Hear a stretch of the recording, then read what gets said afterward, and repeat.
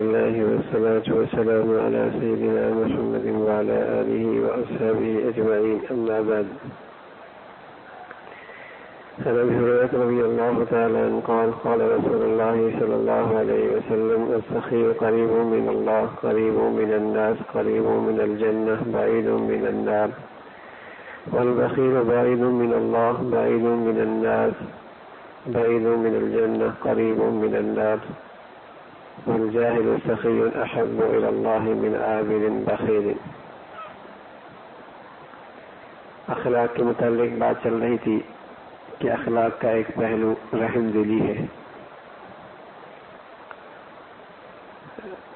کسی پر رحم کرنا اپنے قوت بازو سے اور اس کی مدد کر لینا. اسی طرح رحم دلی مال سے بھی ہوتی ہے. جس کے دل کے اندر رحم ہوتا ہے وہ سخی بھی ہوا کرتا ہے. وہ اپنا مال دوسروں پہ خرچ کیا کرتا ہے.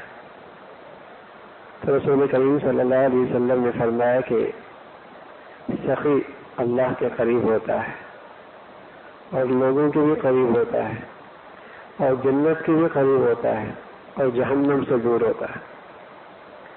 اور بخیل آدمی اللہ سے دور ہوتا ہے، لوگ بھی اس سے دور ہوتے ہیں، جنت سے بھی دور ہوتا ہے، جہنم کے قریب ہوتا ہے.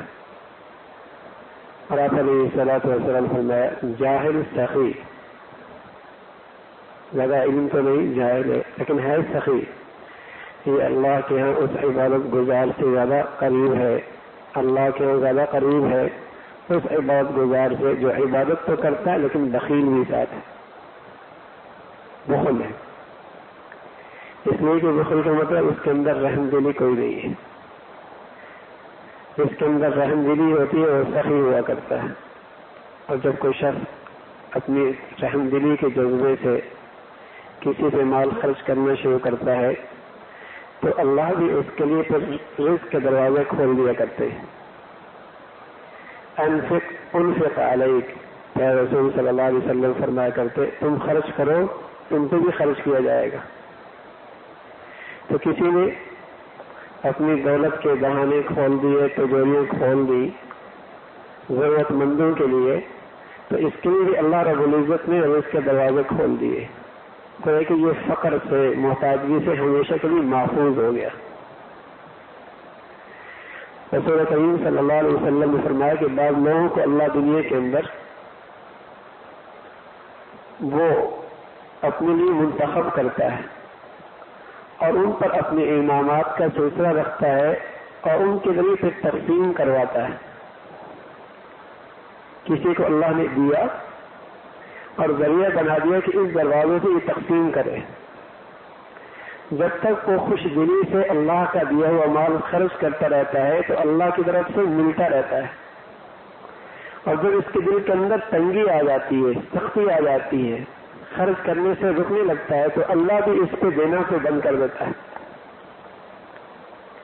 یہ تو اللہ ہے کہ اسے اللہ رب العزت نے اس کی رحم دلی کی وجہ سے ذریعہ بنا دیا کہ اپنی نعمتیں اس کے ہاتھ سے تقسیم ہو رہی ہیں، اپنا مال اس کے ہاتھ سے تقسیم ہو رہا ہے اور لوگوں کا بھلا اس کے ہاتھ سے ہو رہا ہے. ورنہ اللہ خود بھی کر سکتا ہے لیکن اسے نوازنے کے لیے اس کے اندر رحم دلی کا مادہ ہے. لیکن جب اس کے اندر تنگی آ گئی، اس نے ہاتھ روک لیا، اس کے دل میں سخی آ گئی، بخیل بن گیا تو اللہ بھی اسے دینا چھوڑ دیتا ہے.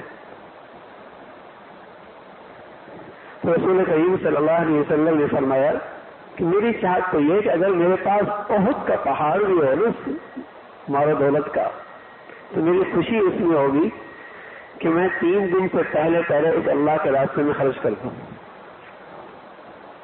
ہمیں جس نبی سے نسبت ہے اس کا تو مزاج سخاوت کا یہ تھا. ہمارا جس نبی سے نسبت ہے اس کے سخاوت کا مزاج تو یہ تھا. اس لیے مسلمان معاشرے میں یہ رواج پہلے نہیں تھا کہ دولت کے سام بن کے بیٹھ جائے اور ایک طرف دولت مند روز بروز اس کی دولت بڑھتی چلی جائے اور دوسرا اسی کے معاشرے کے اندر غریب تر ہوتا چلا جائے. یہ شکل مسلمان سوسائٹی کی نہیں تھی. آج جتنے جھگڑے ہیں اگر آپ دیکھیں گے تو زر زمین زن دولت زمین کے جھگڑے ہیں. سارے جھگڑوں کی بنیاد یہی ہے، اس لیے کہ مال کی محبت حرص ایسی بڑھ گئی۔ حالانکہ آپ علیہ الصلوۃ والسلام نے فرمایا لا یجتمع الشح والایمان فی قلب واحد، حرص، بخل اور ایمان یہ دونوں چیزیں ایک دل کے اندر جمع نہیں ہو سکتی۔ اگر ایمان اپنی حقیقت کے ساتھ ہوگا تو وہاں حرص نہیں ہوگا، وہاں بخل نہیں ہوگا، یہ دونوں ایک ساتھ جمع نہیں ہو سکتی۔ تو مسلمان سخی ہوا کرتا ہے، اس کے اندر رحم کا مادہ ہوتا ہے، جہاں وہ دیکھتا ہے کہ میرے مال سے کسی کی خیرخواہی ہو سکتی ہے تو وہ کرتا ہے، اور اس کا اندر کا ایمان اسے مطمئن کرتا ہے کہ جہاں خرچ کر رہا ہے اللہ دیکھ رہا ہے، وہ اللہ تمہیں اس سے زیادہ دے گا۔ کسی کی 2 دکانیں ہو جائیں اور 2 سے 3 بن جائیں تو اس کا رزق بڑھنا یقینی نہیں ہے، اور کسی کی ایک فیکٹری کے بعد دوسری فیکٹری ہو جائے تو اس کا رزق بڑھنا یقینی نہیں ہے، اور کسی کا عہدہ اور منصب میں ترقی ہو جائے تو اس کا رزق بڑھنا یقینی نہیں ہے، کسی کی تنخواہ بڑھ جائے تو اس کا رزق بڑھنا یقینی نہیں ہے، کیونکہ اللہ نے وعدہ نہیں کیا ان تمام چیزوں پر۔ لیکن فرمایا وَيُرْبِ الصَّدَقَاتِ، جو اللہ کے لیے خرچ کرتا ہے اس کا رزق بننا یقینی ہے، یہ وعدہ اللہ نے کیا ہے، یہ وعدہ اللہ نے کیا ہے۔ وَيُرْبِ الصَّدَقَاتِ، اس کا مال بڑھتا ہے۔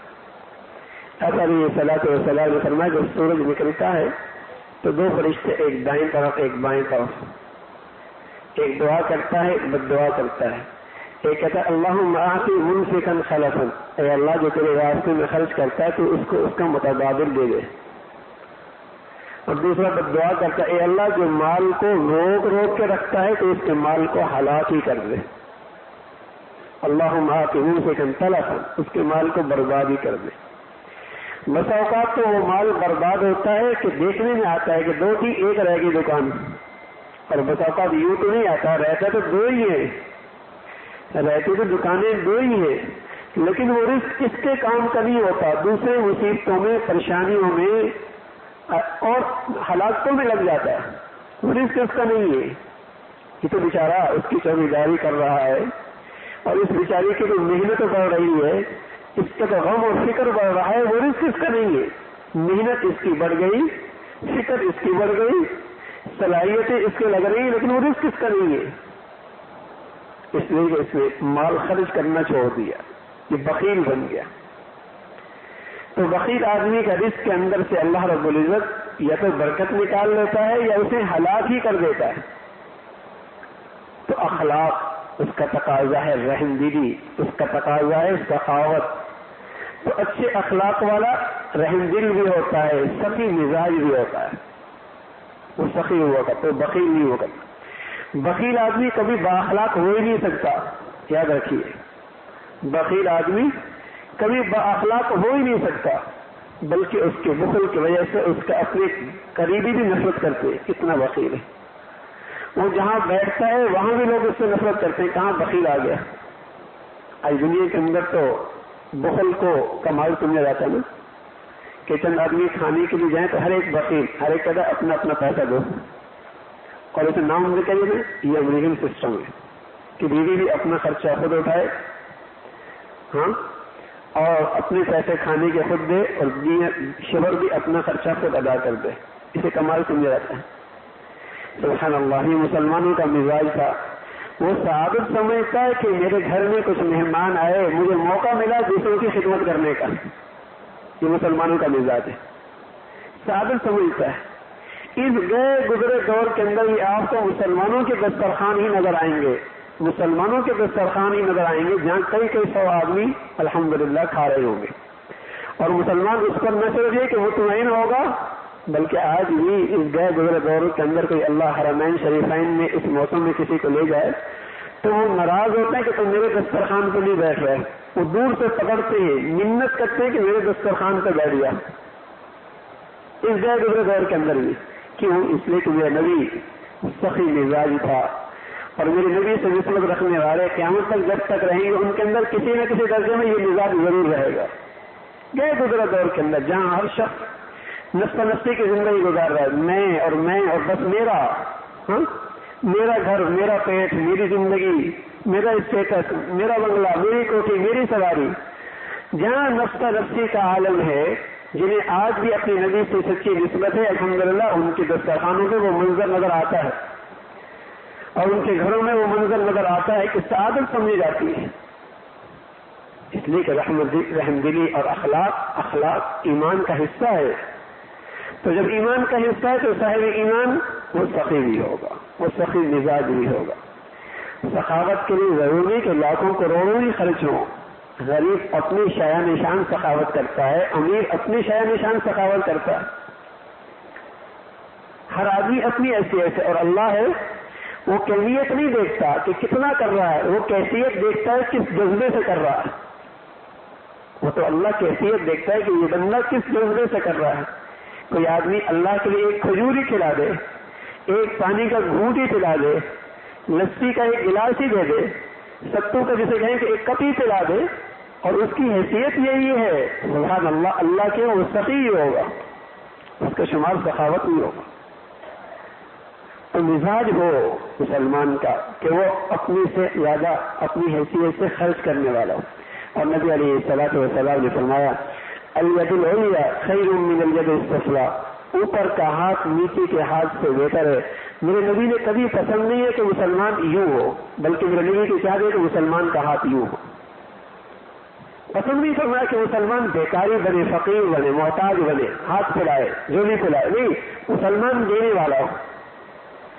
غریب ہے وہ بھی اپنی حیثیت سے دے تاکہ اللہ اس کے لیے رزق کے دہانے کھول دے، اور جسے مال والا ہے اسے کہا کہ تم تلاش کر کے ڈھونڈو کس کو دوں، کس کو دوں، کون عزت والا ہے لیکن زبان نہیں کھول سکتا، کون عیال والا ہے لیکن ضرورتیں اس کی پوری نہیں ہو رہی، میں خود کیسے پہنچاؤں، مال والے سے یہ کہا۔